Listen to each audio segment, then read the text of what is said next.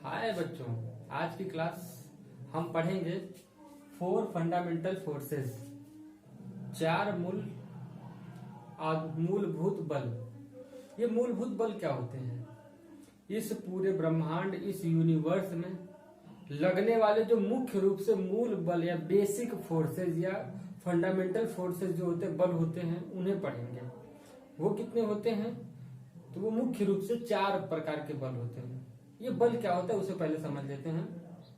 तो न्यूटन ने बताया था, according to Newton second law, कि बल जो होता है the product of mass and acceleration is called force.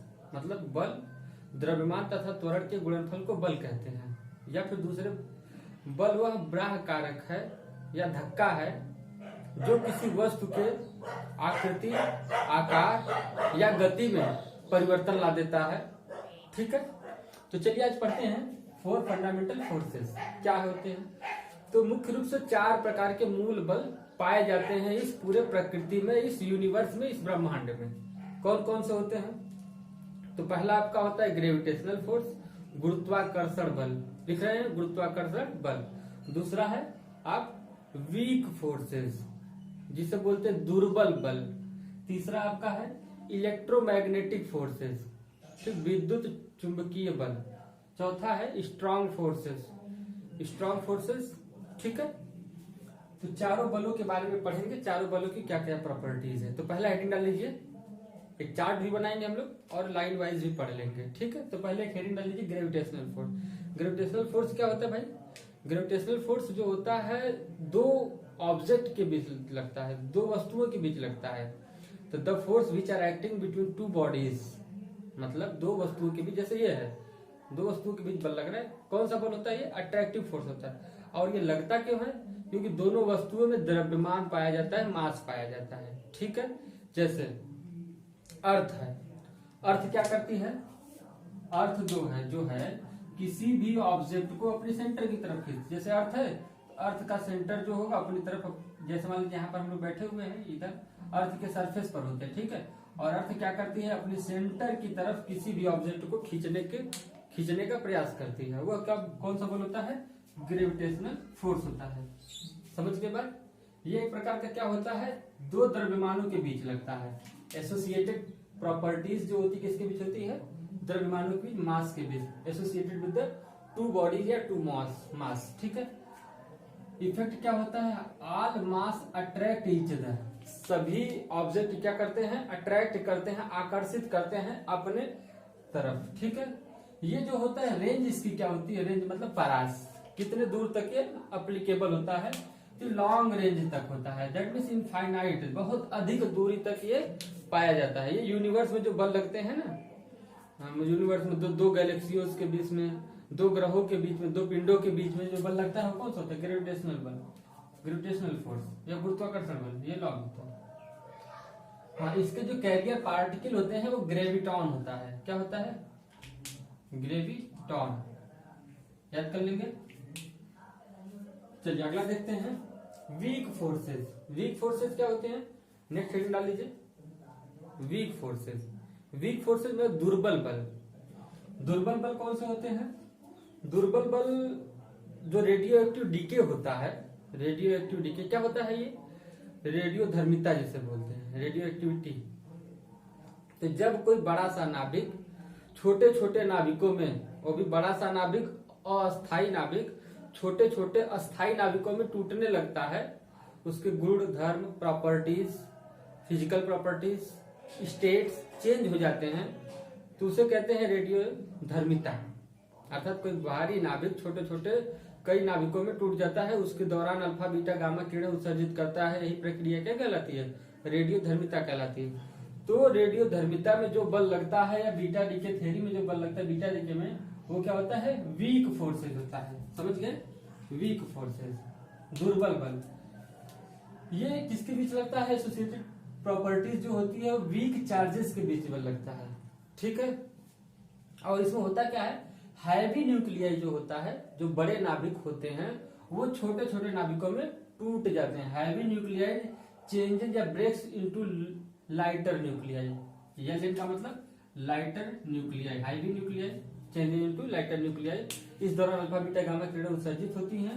उसमें जो बल लगता है वो क्या होता है, वीक फोर्सेस। क्लियर है ना। नेक्स्ट इसमें देखिए रेंज इसकी क्या होती है, बहुत शॉर्ट रेंज का ही होता है। रेंज बहुत शॉर्ट होती है क्योंकि ये बहुत ही स्मॉल फोर्स होता है, बहुत शॉर्ट। 10⁻⁻18 18 मीटर के रेंज का ही होता है। और जो कैरियर पार्टिकल होते हैं ये क्या होते हैं, W प्लस माइनस और Z जीरो बोसांस होते हैं। ठीक है, तो ये रटने जैसा लगेगा, अजीब है क्योंकि अभी आप पहली बार पढ़ रहे होंगे, तो बताएंगे आगे चल करके नेक्स्ट क्लासों में। इसके लिए आप BSc और MSc की क्लासेस में एक्सप्लेन अच्छे से किया जाता है। बोसांस क्या होते हैं, पाइयांस क्या होते हैं, ग्रेविटान क्या होते हैं, म्यूआन क्या होते हैं। ठीक है, चलिए इलेक्ट्रोमैग्नेटिक फोर्सेस। इलेक्ट्रोमैग्नेटिक फोर्सेस क्या कहते हैं, तो दो वह फोर्स, ये एक प्रकार का फोर्स क्या था, पहले क्या था कि इलेक्ट्रिक फोर्स अलग समझा जाता था। 19th सेंचुरी से पहले, 19वीं शताब्दी से पहले क्या था कि जो इलेक्ट्रिक फोर्स अलग था, मैग्नेटिक फोर्स अलग था। उसके बाद फिर मैक्सवेल आते हैं, वो कहते क्या है कि इलेक्ट्रिक फोर्स और मैग्नेटिक फोर्स दोनों आपस में कंबाइन होते हैं और दोनों आपस में एक दूसरे के पूरक होते हैं, और इन दोनों से मिला करके बनता है क्या, हमारा इलेक्ट्रोमैग्नेटिक फोर्स।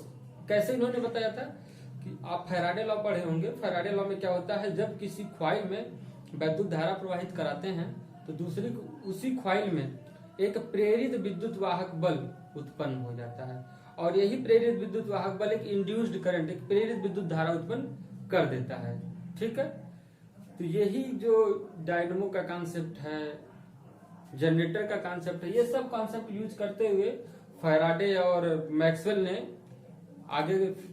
4 इक्वेशन दिया था, 4 फंडामेंटल इक्वेशन भी दिया है। ये इलेक्ट्रोमैग्नेटिक फोर्सेस के रिलेटेड हैं।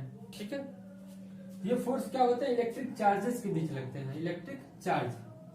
अच्छा, इसमें जान लीजिए ग्रेविटेशनल फोर्स का फार्मूला क्या होता है, न्यूटन ने बताया था। ग्रेविटेशनल फोर्स का फार्मूला यहाँ नोट कर लीजिएगा, F is equal to G m1 m2 upon r square. ये जो ग्रेविटेशनल फोर्स होता है ना, ये ग्रेविटेशनल फोर्स ये इनवर्स स्क्वायर लॉ को होल्ड करता है।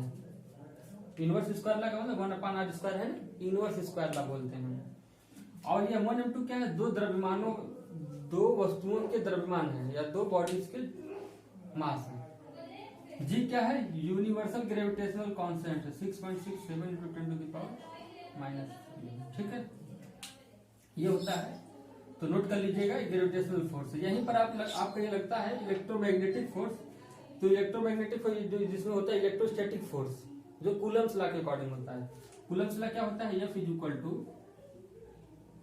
ये होता है 1/4πε0 Q1 Q2 upon r square. ये भी इनवर्स स्क्वायर लॉ ही होल्ड करता है, और ये दो आवेशों या दो चार्जेस के बीच बल लगता है इसमें, और ये इलेक्ट्रिक चार्ज होते हैं। दो इलेक्ट्रिक चार्जेस के बीच में बल लगता है, किसमें, इलेक्ट्रोमैग्नेटिक चार्ज हो जाएगा, इलेक्ट्रोमैग्नेटिक फोर्स में।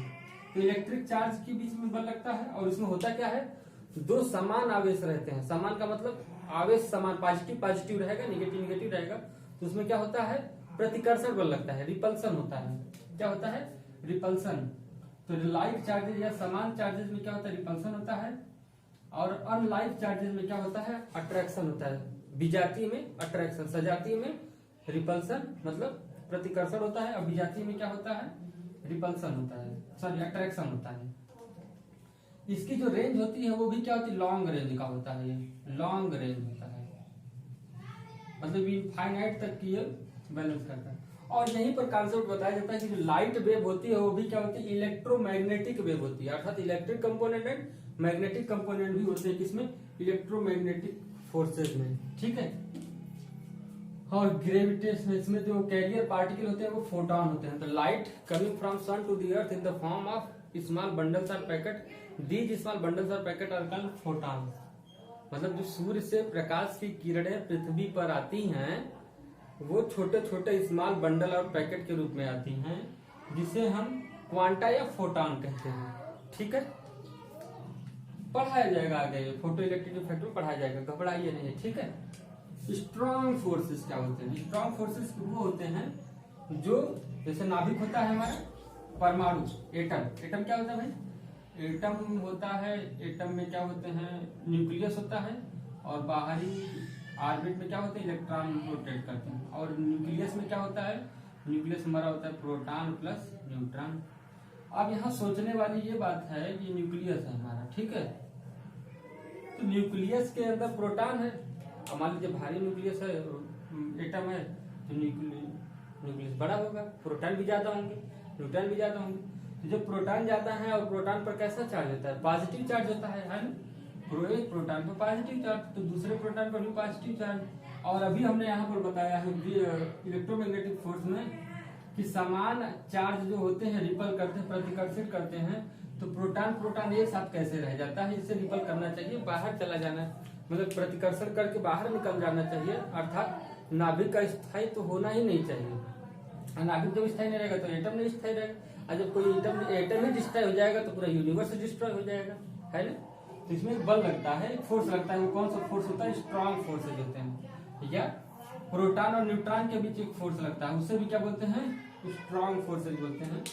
और ये एसोसिएटेड प्रॉपर्टीज जो होती है किसके बीच होती है, कलर चेंजेस के बीच में, कलर चार्ज, ठीक है। थ्री कलर कंबाइन, अच्छा इसमें इफेक्ट क्या होता है, three colour combine to make neutral colour. यहाँ पर तीन कलर कंबाइन करते हैं, ग्रीन येलो रेड, और क्या कर लेते हैं, न्यूट्रल कलर, एक उदासीन रंग बना लेते हैं, उदासीन कलर। रेंज इसकी क्या होती है, शॉर्ट रेंज का होता है, क्यों, क्योंकि जो एटम की साइज होती है, एटम की साइज कितनी होती है, 10 की पावर -15 मीटर की होती है, रेंज की होती है। तो इसी रेंज का जो होता है, इसका फोर्स भी जो है इसी रेंज का लगता है, बहुत बहुत वीक होता है, लाइक वीक फोर्सेस के, वीक जो दुर्बल बल है उसी के। और इसके कैरियर पार्टिकल क्या है, पाइयांश है, ग्लूआंश है, पाइयांश है और ग्लूआंश है, याद हो गया। एक बार फिर से देख लीजिए, टोटल मुख्य रूप से 4 प्रकार के बल होते हैं।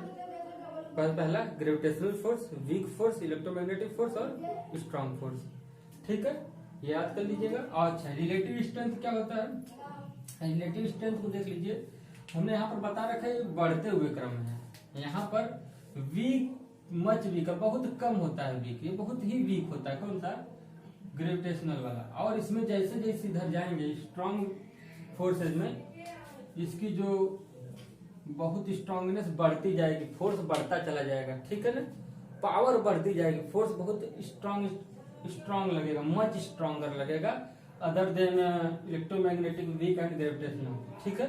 ये क्रम है इसका, टॉप टू बॉटम, ठीक है, नोट कर लीजिएगा। ओके, थैंक यू, मिलते हैं अगले क्लास में, थैंक यू।